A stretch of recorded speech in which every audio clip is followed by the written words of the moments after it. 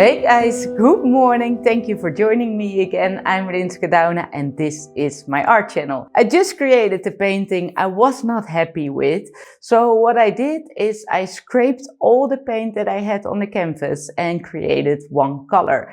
It's a pale greenish color. It's a color I don't have and I can't mix again because it's diluted with different colors. The only thing here is I only have enough base color for the base. So if I want to do a Dutch pour, I can't be pouring more paint around it or make more negative space of this color. I'm gonna use white to pour around the puddle, so a different base color than I use normally to pour around. Does this make sense? Well, you're gonna see it. Let's paint.